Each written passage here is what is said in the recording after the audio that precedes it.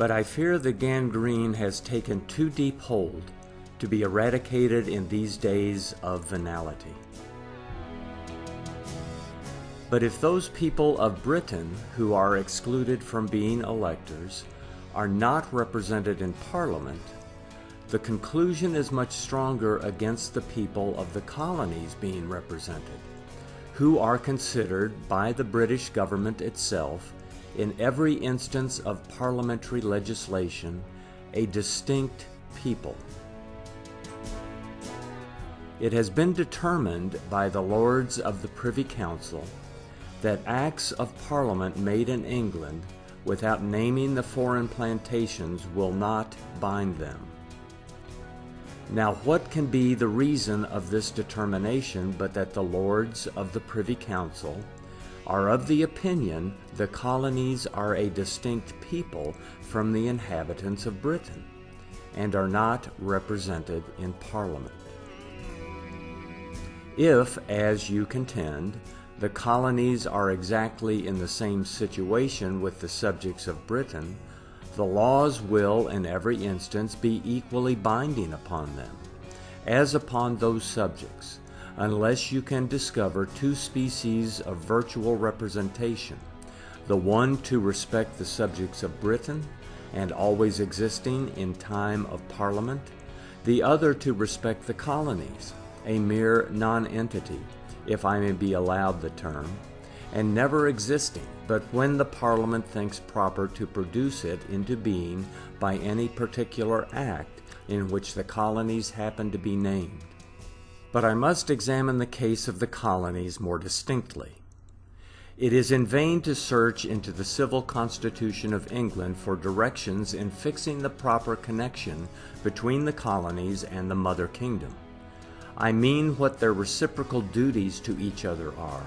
and what obedience is due from the children to the general parent. The planting colonies from Britain is but of recent date, and nothing relative to such plantation can be collected from the ancient laws of the kingdom.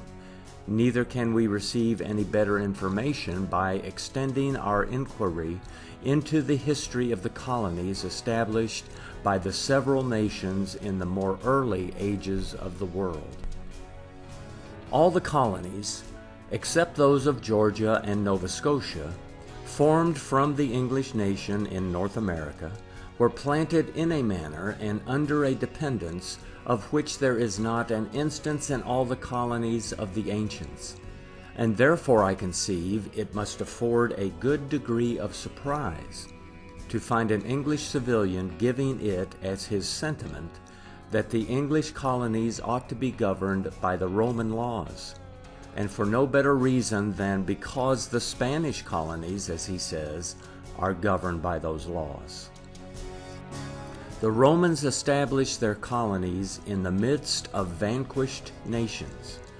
upon principles which best secured their conquests. The privilege granted to them were not always the same, their policy in the government of their colonies and the conquered nations being always directed by arbitrary principles to the end they aimed at,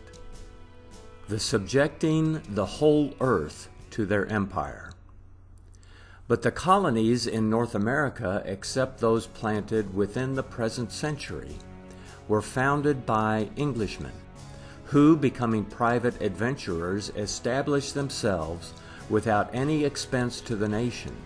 in this uncultivated and almost uninhabited country, so that their case is plainly distinguishable from that of the Roman or any other colonies of the ancient world.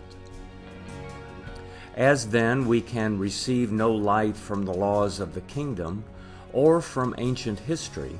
to direct us in our inquiry, we must have recourse to the law of nature and those rights of mankind which flow from it.